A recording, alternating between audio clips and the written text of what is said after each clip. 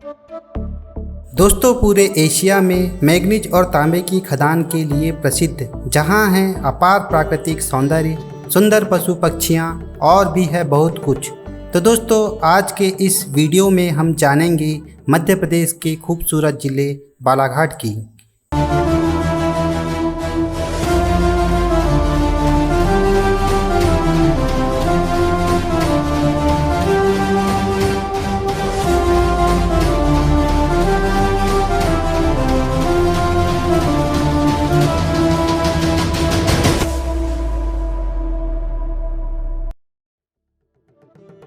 बालाघाट जिले का गठन 1 नवंबर 1956 को नवनिर्मित राज्य मध्य प्रदेश के स्वतंत्र जिले के रूप में घोषित हुआ था।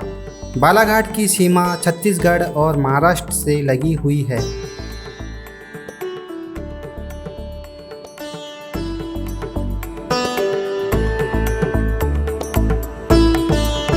इस जिले को प्रकृति ने अपार प्राकृतिक सौंदर्य तो प्रदान किया ही है, साथ ही अपार खनिज संपदा भी। बालाघाट के भरवेली में मैग्नीज पाया जाता है। यह एशिया की सबसे बड़ी खदान है जो भूमिगत खदान के लिए विश्व प्रसिद्ध है। इसलिए भरवेली को मैग्नीज नगरी के नाम से भी जाना जाता है।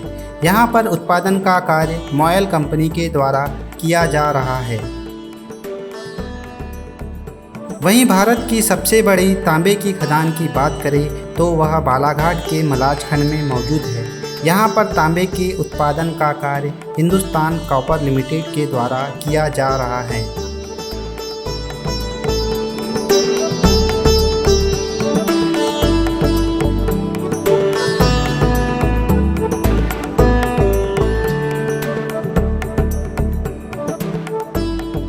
वहीं मध्य प्रदेश में सर्वाधिक अभ्रक भी बालाघाट में ही पाया जाता है।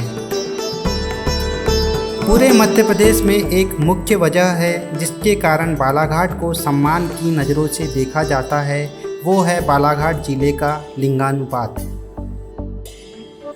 बालाघाट जिला मध्य प्रदेश का सर्वाधिक लिंगानुपात वाला जिला है और इसी वजह से बालाघाट जिले को मध्य प्रदेश का केरल भी कहा जाता है।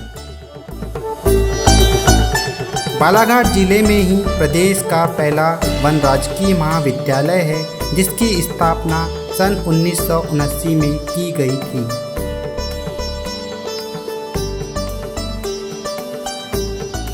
बालाघाट शहर वैनगंगा नदी के किनारे पर बसा है।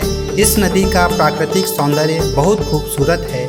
इस नदी के आसपास कई खूबसूरत स्थल मौजूद है। बालाघाट वैनगंगा घाटी तथा सतपुड़ा पर्वत दोनों में फैला हुआ है।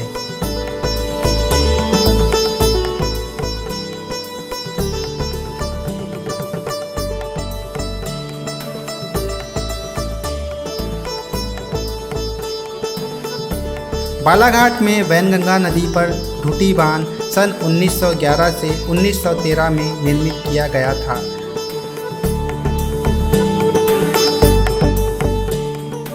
ढूटी डैम से ही मध्य प्रदेश की पहली नहर परियोजना का शुभारंभ सन 1923 में किया गया था, जिसे वैनगंगा नहर परियोजना के नाम से जाना जाता है।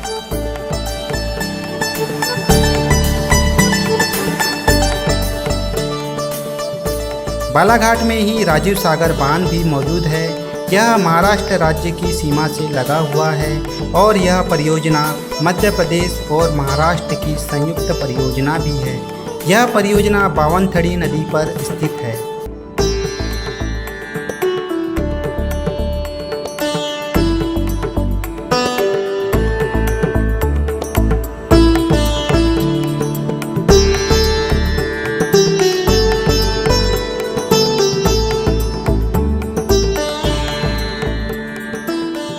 बालाघाट में अपने प्राकृतिक सौंदर्य के लिए प्रसिद्ध गांगुलपारा जलप्रपात भी मौजूद है और यह जिले के प्रमुख पर्यटन केंद्र के रूप में शामिल है।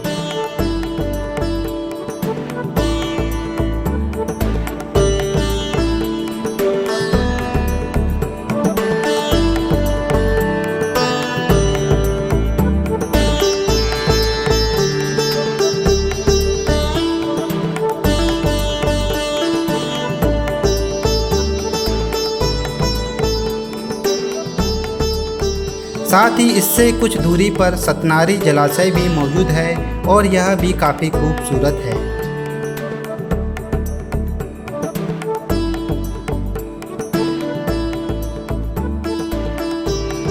बालाघाट जिले की वारासिवनी तहसील में प्रसिद्ध रमरमा का जलप्रपात है और पिछले कुछ सालों में यह काफ़ी प्रसिद्ध हुआ है। यहाँ महाराष्ट्र और छत्तीसगढ़ से भी पर्यटक घूमने के लिए आते हैं। यहाँ महाशिवरात्रि के अवसर पर लगने वाला मेला काफ़ी प्रसिद्ध है और यहाँ का प्राकृतिक सौंदर्य काफ़ी खूबसूरत है।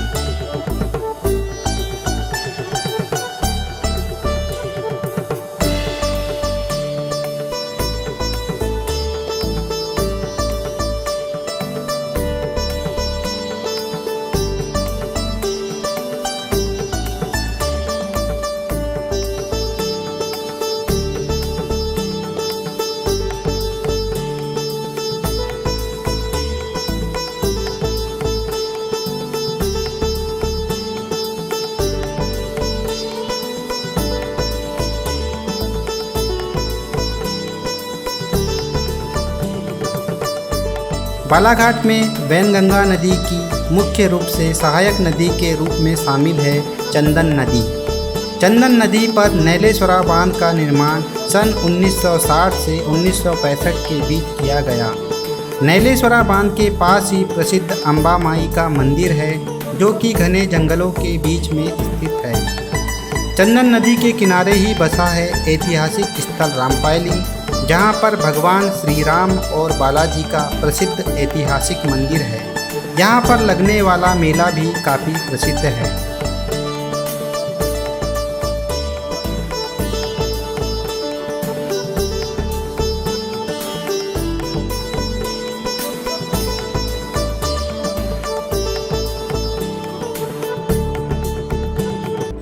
बालाघाट में ही ऐतिहासिक स्थल है अट्टा की बावड़ी, जिसे देखने के लिए दूर दूर से लोग आते हैं। इसका निर्माण गोंड शासकों द्वारा किया गया था।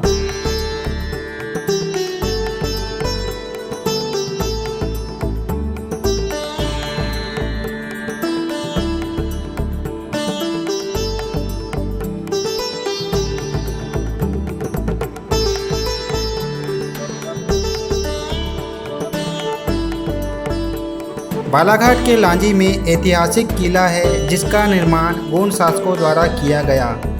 यहाँ पर मूर्तियों में खूबसूरत नक्काशी भी आपको देखने मिलेगी। यह किला लांजी के गौरवशाली इतिहास को आज भी दर्शाता है।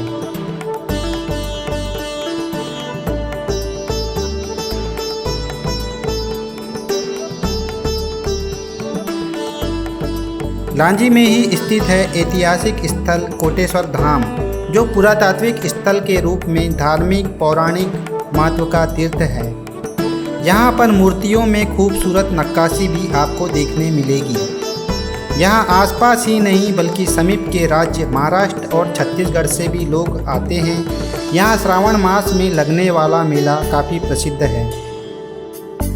लांजी में ही स्थित है सुंदर कलाकृतियों और अद्भुत कलाकारी से निर्मित बालाजी का मंदिर। यहाँ का नज़ारा भी बहुत खूबसूरत है।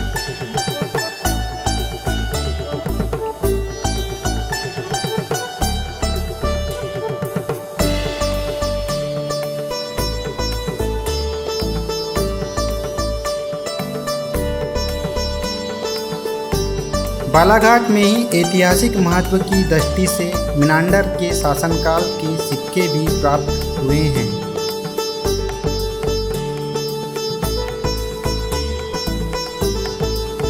बालाघाट जिले को बांस जिले के रूप में भी जाना जाता है। यहाँ डेंड्रोकेलिमस स्ट्रिक्स प्रजाति का बांस पाया जाता है। मध्य प्रदेश में सर्वाधिक बांस का उत्पादन बालाघाट में होता है। विज्ञान के हिसाब से बांस एक पेड़ नहीं बल्कि एक घास की प्रजाति है। सर्वाधिक बांस होने के कारण यहाँ पर बसोड़ जनजाति पाई जाती है, जो बांस से बनने वाली विभिन्न सामग्री का निर्माण करती है।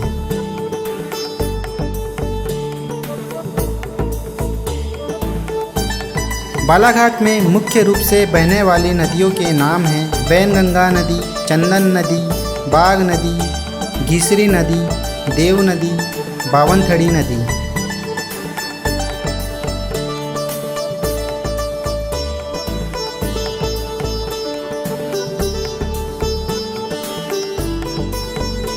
बालाघाट में अपार खनिज संपदा मौजूद है और यहाँ पर प्रमुखतः मैग्नीज, तांबा, बॉक्साइट, केनाइट और अभ्रक पाया जाता है।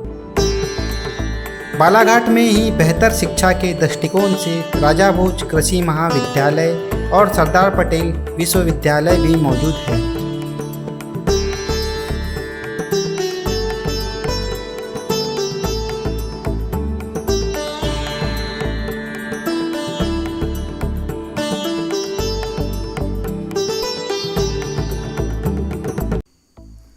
दोस्तों, अब बात करते हैं बालाघाट जिले को प्राकृतिक सौंदर्य प्रदान करने वाले कान्हा-किसली राष्ट्रीय उद्यान की।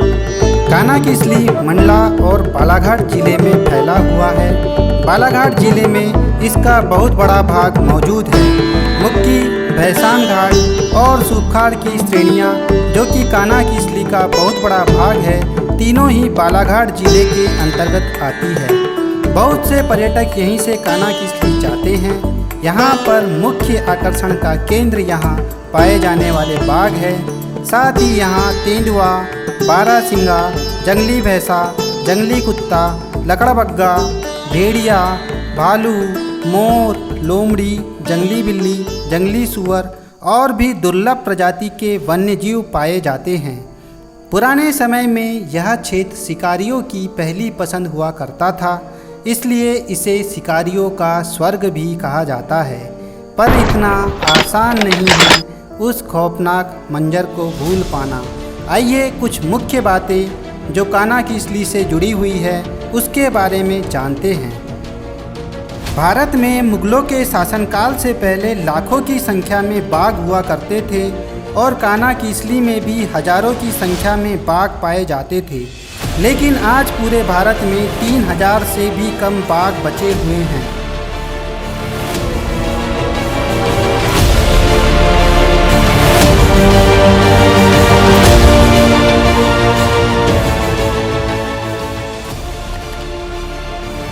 भारत में बाघों के शिकार का यह खेल अकबर के शासनकाल से शुरू हुआ और ब्रिटिश शासनकाल के आते आते यह शाही खेल में परिवर्तित हो गया। जब देश आज़ाद हुआ तो पूरे भारत में 40,000 बाघ बचे हुए थे, लेकिन उसके बाद भी शिकारियों का यह खेल चलता रहा। साथ ही बाघ के नाखून और उसकी खाल की तस्करी भी बड़े पैमाने पर शुरू हो गई और बाघों की प्रजाति तेजी से विलुप्ति की कगार पर आ गई।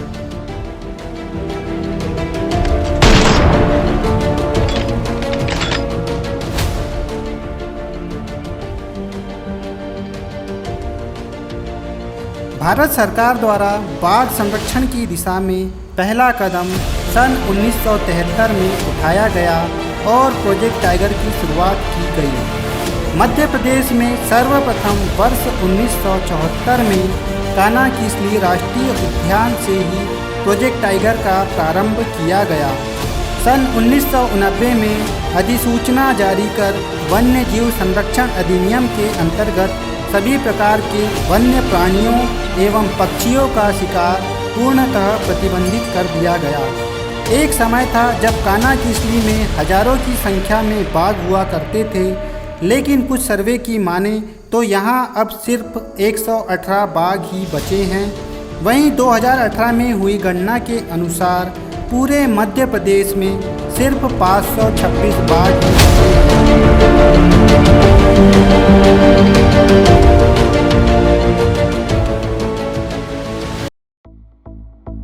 इसी राष्ट्रीय उद्यान में निवासरत बैगा जनजाति को भारतीय उपमहाद्वीप की प्राचीनतम जनजाति के रूप में जाना जाता है।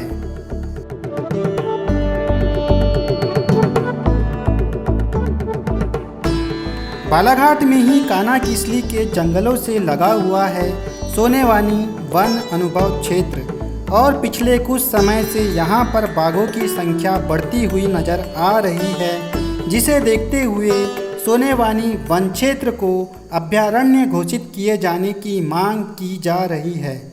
कान्हा किसली की तर्ज पर ही यहाँ पर नाइट विजन सफारी की शुरुआत भी हो चुकी है।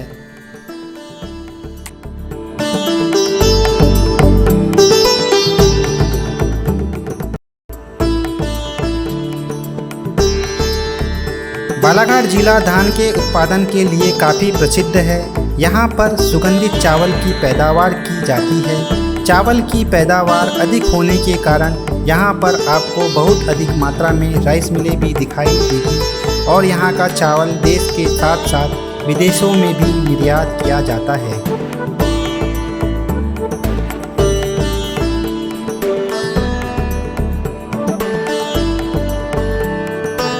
तो दोस्तों, यदि आपको हमारा आज का यह वीडियो अच्छा लगा हो तो कृपया हमारे चैनल को ज़रूर सब्सक्राइब करें, लाइक करें, कमेंट करें और इसे ज़्यादा से ज़्यादा शेयर करें। धन्यवाद दोस्तों। जय हिंद, जय भारत, वंदे मातरम।